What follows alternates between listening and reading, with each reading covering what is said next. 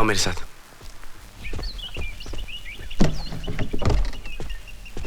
प्रिया। हाँ? दादाजी पूरी फैमिली को लेके आ गए। क्या? हाँ। वो तुम्हारी फैमिली है? हाँ। प्रिया गड़बड़ हो जाएगी, वो सोचते कि तुम प्रेग्नेंट हो। ओह गॉड। एक सेकंड। नहीं नहीं, ये बहुत बड़ा हो जाएगा। ये अच्छा हाँ, सुनो। ये ठीक है। ये गंढा भी तुम पहन लेना। लेकिन इसमें तो पूजा के हाँ फूल मुझे मालूम है, इसमें पूजा के फूल है। पूजा के फूल निकाल के इसको देना और तुम गंढा पहन लेना। हाँ, हाँ? बहू हम आ गए। अरे खुशी से फूले नहीं समाओगे। अरे राज बेटा। माँ। दादाजी। जीते रहो जीते रहो। How are you बेटा? Good to see you. Good to see you. Surprise किया ना? Pups. जीते रहो बेटे, जीते रहो। This is not fair. Why? बिना खबर किए आप लोग ऐसे ही पहुंच गए? Surprise, surprise. भाई हम लोग प्रिया को देखे बगैर नहीं रह सकते थे, हम आ गए। अरे लेकिन प्रिया कहाँ है? तकिया बांध रही है। तकिया क्या बांध रही है? तकिया बांध रही है? क्या सुना आपने? क्या बोला तुमने? कपड़े बदल रही है। क्या हुआ? मैं तो इसकी प्रिया। आओ मेरी बच्ची आओ। तेरी पहना मामा। जी सीरा, दुनिया भर की खुशियाँ दे दी हमें।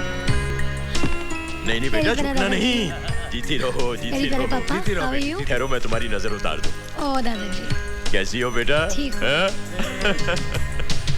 कैसे आप पप्पू भैया? हाय मामा जी। कैसी हो प्रिया बेटी? मैंने कहा था ना, भगवान ने चाहा तो साल भर में तुम्हारी गोद फिर से भर जाएगी, है ना? क्या मामा? आप लोग ने भी ऐसा क्या सरप्राइज दे दिया मुझे आज? पहले बता देती, सोने आपको एयरपोर्ट लेकर आ जाती। अरे मैं तो कब से, लेकिन बाबूजी ने कहा बच्चों को परेशान नहीं करना है, मना कर। इसमें परेशानी की क्या बात है? हम तो सरप्राइज देने आए हैं।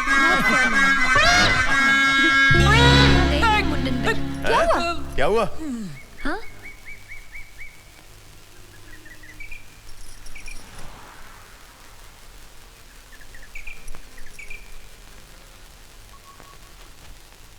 ये मेरी दोस्त की बीवी है, मधु। इसके हस्बैंड अक्सर बिजनेस के सिलसिले में बाहर रहते हैं। इसके घर में कोई नहीं है, इसलिए हमारे साथ रहती है। अच्छा, ये तो तुमने बहुत ही अच्छा किया बेटी। ऐसे वक्त में ना अकेले नहीं रहना चाहिए। आओ इधर आओ, आओ ना। पैरी पहना। खुश रहो जीती रहो। मैं प्रिया की सास हूँ। मुझे मालूम है, प्रिया मुझे रोज आप सबकी बातें बताती है। आप मामी जी हो, आप मामा जी, और आप पप्पू भैया, और आप दादाजी। पैरी पहना। अरे झुकना नहीं, जीती रहो बेटा जीती रहो। और आप पापा जी। दादाजी, आप मेरी नजर नहीं उतारेंगे? अरे क्यों नहीं बेटा, जीती रहो, खुश रहो, सदा सुहागन रहो।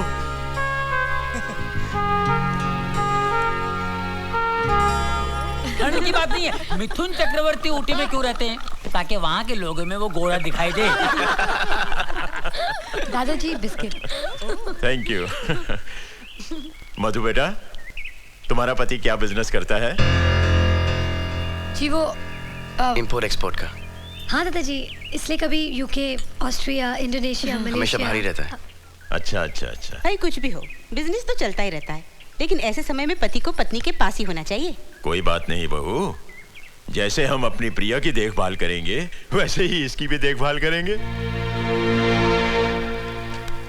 माता पुनि बोली सोमति डोली तजहु तात ये रूपा, कीजिए शिशु लीलाति प्रिय शीला ये सुख परम अनूपा, सुनी बचन सुजाना रोदन ठाना होई बालक सुरभूपा। ये सुनकर भगवान विष्णु बालक बनकर रोने लगे और उनका वो प्यारा सा रूप देखकर माता कौशल्या की आंखों से खुशी और ममता के आंसू बहने लगे। कहते हैं कि भगवान रामचंद्र जी के जन्म का वर्णन अगर गर्भवती मां सुनती है तो उसके बच्चे को भी अच्छा लगता है।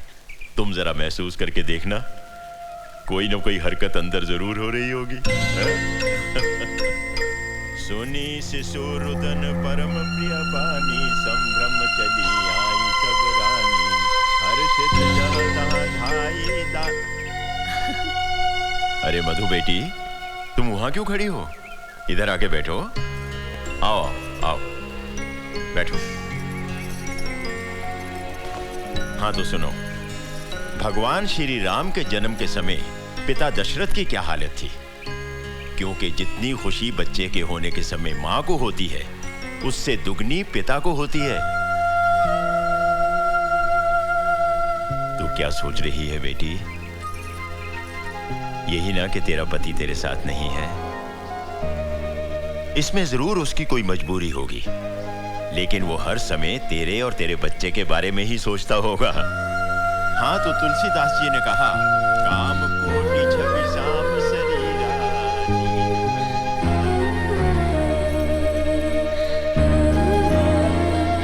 प्रिया, प्रिया बेटी। जी माँ। बेटी वो सौंठ के लड्डू है, याद है? मैं दिल्ली से लेकर आई हूँ तेरे लिए। ले खा ले, शाबाश।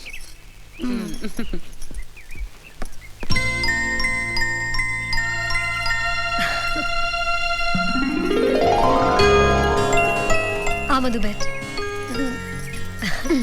माँ मेरे लिए दिल्ली से सौंठ के लड्डू लाई है, इसे खाएगी ना तो बहुत फायदा होगा। खा।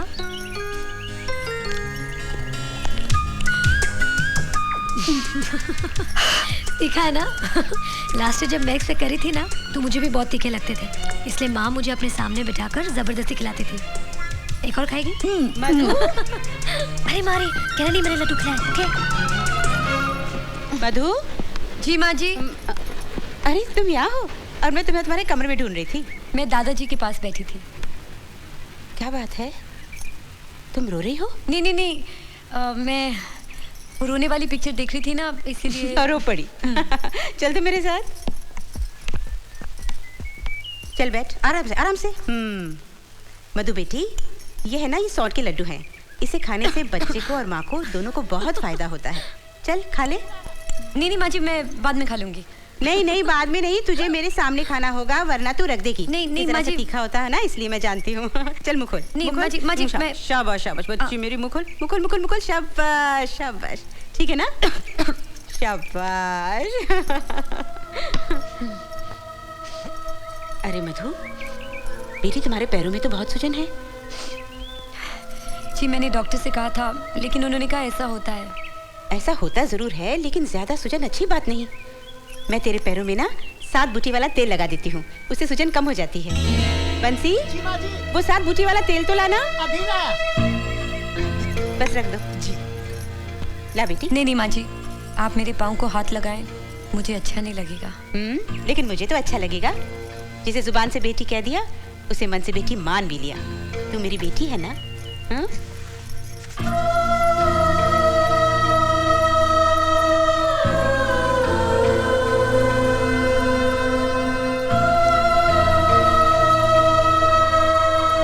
तुम्हारे परिवार में कौन कौन है बेटी? मेरा कोई नहीं है माँ जी। इंडिया में तो होगा ना? दुनिया में नहीं है।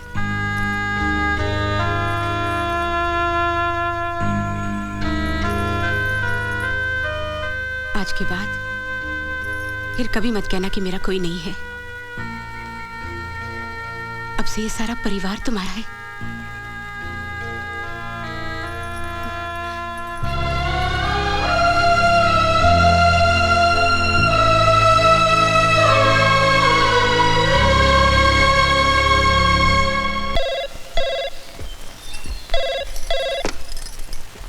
हेलो, नमस्ते पंडित जी, कैसे हैं आप? हाँ जी, 1 मिनट। दादाजी। हाँ बेटा। पंडित जी का फोन है दिल्ली से। हेलो। हाँ पंडित जी, नमस्कार।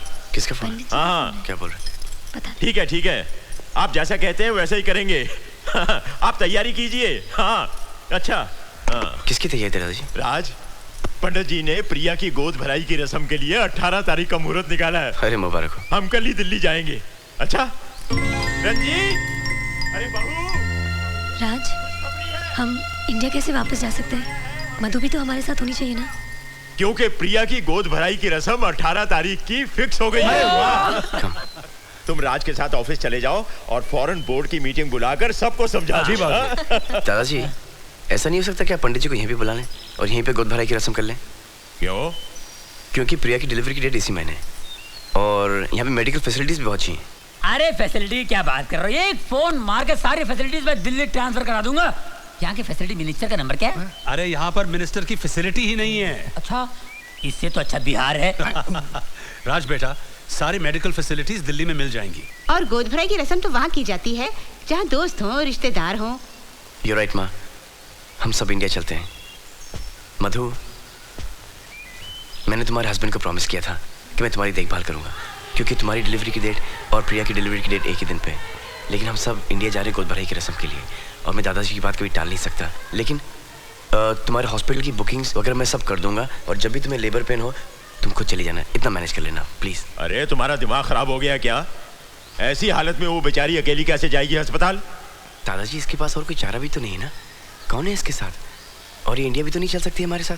क्यों नहीं चल सकती? तुमने इसके हस्बैंड को प्रॉमिस किया था कि नहीं?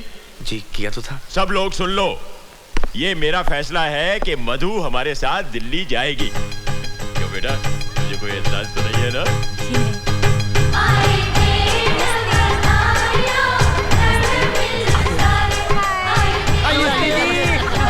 वो मेरे पापा और वो मेरे भैया भाभी। ये लोग क्या लेके आए हैं? शगुन।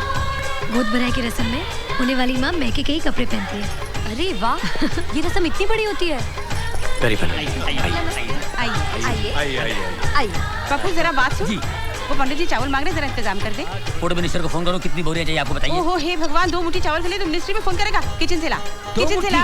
ओके, ठीक है। आइए आइए। एक्सक्यूज मी, क्या आपने भाटिया अंकल को कहीं देखा है? देखा तो नहीं, क्यों, क्या बात है? क्या आप मेरी नकल उतार रहे हैं? नहीं नहीं, ये मेरे बचपन की आदत है। आपकी माँ फतेहपुर के लाल बंगले में आया जाया तो नहीं करती थी ना? फतेहपुर के लाल बंगले में मेरी माँ कभी नहीं गई। बापू अक्सर जाया करते थे वहाँ।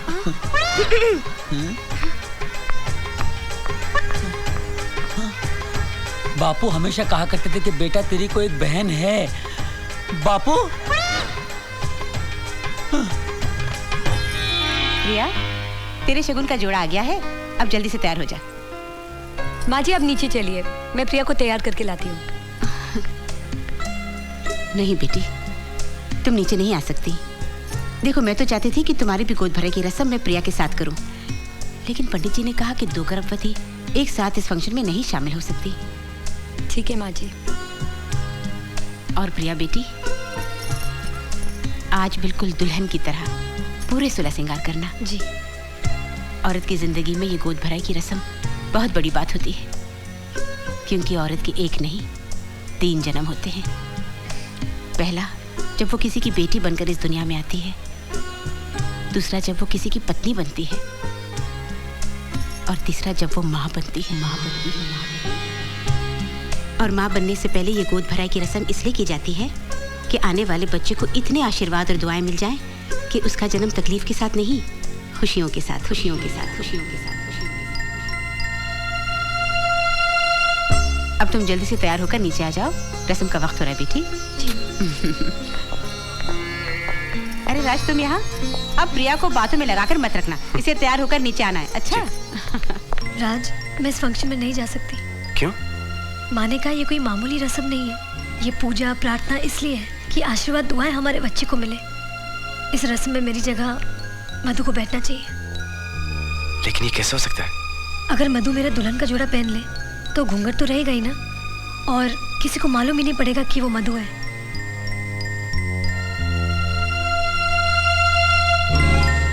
प्लीज राज।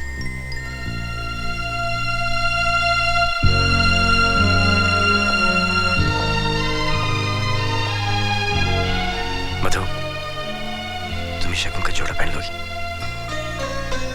ठीक है। Thank you.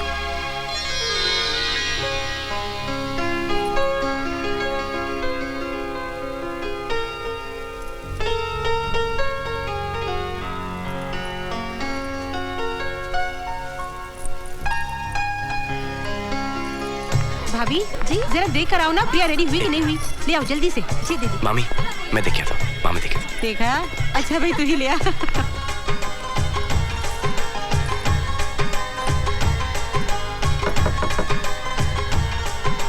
कौन? हाँ, मैं।